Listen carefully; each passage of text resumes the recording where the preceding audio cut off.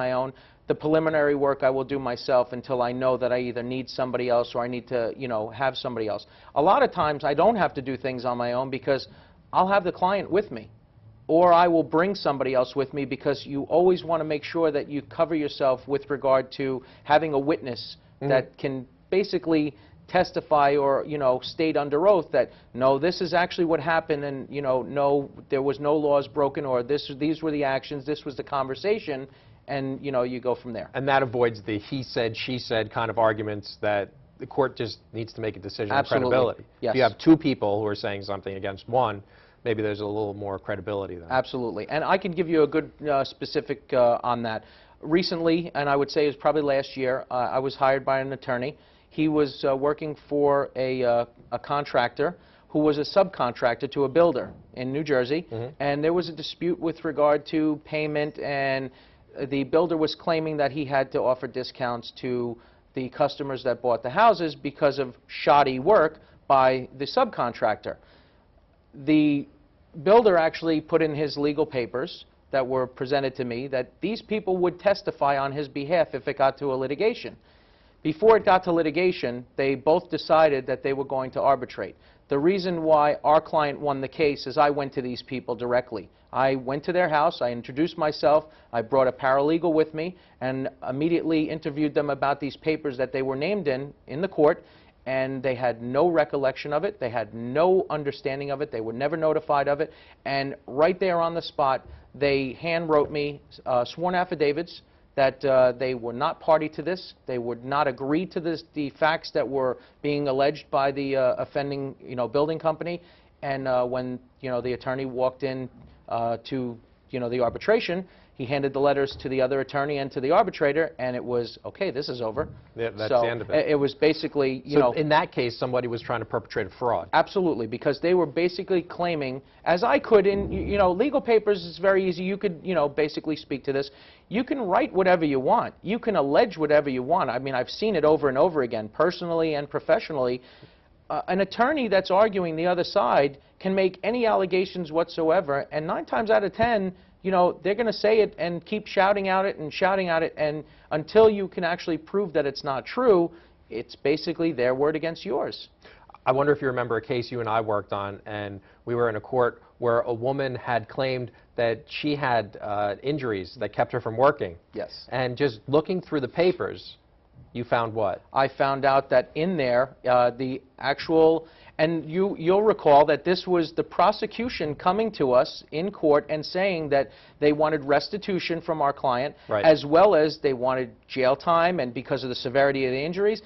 And the prosecutor obviously didn't do her homework by flipping through the pages and looking at what? The emergency room report, which said she could go back to work the next day. So there were no severity of injury. She wanted $3,000, $4,000, $5,000 for missing work for 2-3 weeks. Right. She stayed home on her own.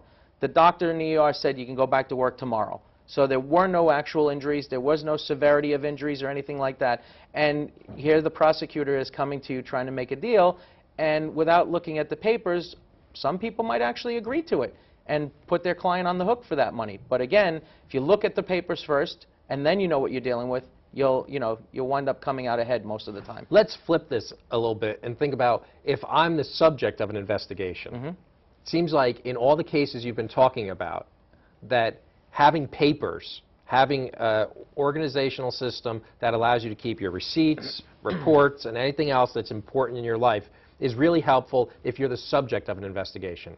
You think so? You know, you and I have spoken about this, and you said a long time ago that one of the guys that we learned from when we were both in grad school said something that was very important, and that was Don Valancourt, the former vice president of ShopRite? Grand Union. Okay. He told us once, and I will live my life this way, as will you.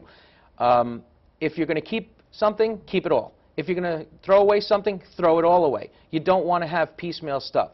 I'm the type of person, I save everything. I don't throw anything away. And if somebody can present me with that type of paperwork, whether they're organized or not, I'll organize it into my own little system. But if they have everything that's necessary, whether it's saving emails back and forth from them and the other party, whether it's keeping faxes or phone calls or phone records, because after a while the phone companies purge them. Nobody keeps copies of their cell phone bills.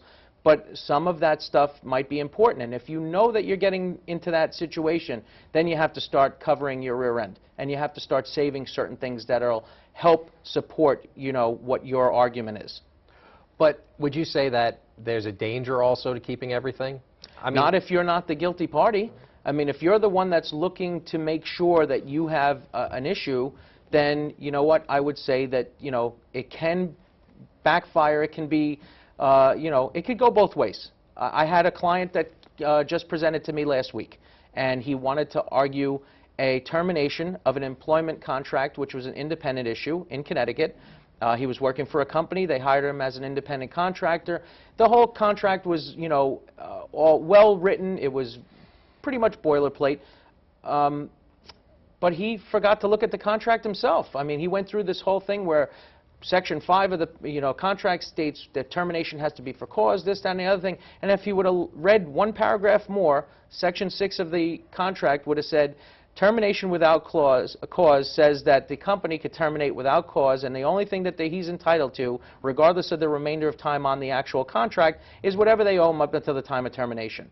that's the end of it, then. That was it. It was a termination at will clause. He didn't even read it. He just signed and initialed every piece of paper.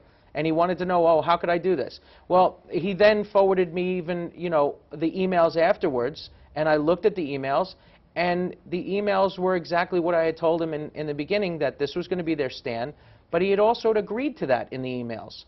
And he was just looking for that money, but because they didn't pay him the money they owed him for the month of February, now he decided, oh, well, you know, if you don't want to pay me for the month of February, then I'm going to go after you for the remainder of the contract, which had a value of, you know, $140,000, if, in fact, they kept him on from, you know, the time of termination up until the time the contract expired.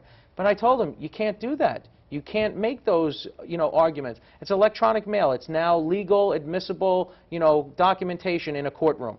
And you can't tell me one thing and then ask me to do another. And that's the other thing I could tell you about the whole investigation business, where if you go to somebody, whether it's an attorney, whether it's a private investigator, you want somebody to help you, you got to open up and you got to tell them everything. You got the, you know, confidentiality veil. You know, it's Well, I know that exists with privileged. attorneys, but if someone comes to a private investigator, I don't know that the courts recognize that, do they? It is private, it is confidential information, especially if it's of a personal nature whereby it does not have any effect. There's no difference between a doctor, lawyer, or a private investigator with a client. It is personal, confidential information, and you are not allowed to just go out at will and share this information with anybody. I mean, I could sit here and talk to you on television about the specifics of people's cases, but I wouldn't tell you their name. I wouldn't tell you how it, you know, turned out in certain cases. Right. It's just certain things are, you know, private information. If it's a legal matter that winds up to be finalized, those are court, you know, papers that are public record. That I can speak of. I can't divulge private information from people. Right. Well, we only have a few more minutes, and I wanted to close with this all-important question. Do you have fun doing this? You know what? Not the show, but the No, private I'm investigating. having fun on the show, too. Don't anybody think otherwise. It's not a snooze fest, as you think. You know, I have a blast with it. You know what? It's very intellectually challenging. You know, if you're the type of person that is a type A personality like myself, you're detail-oriented, and you like to get mixed up in a lot of different things, me personally, I have a quest for knowledge. I love to learn about the law. I love to learn about accident reconstruction. I love to learn about accounting and businesses and contracts and certain things. I love doing it. I have no problem with it whatsoever. I will continue to do it for the rest of my life. Thank you for sharing Pleasure. that information. Nice to see you again, Dan. And thank you for tuning in to Law Talk Today. I'm Dan Agatino.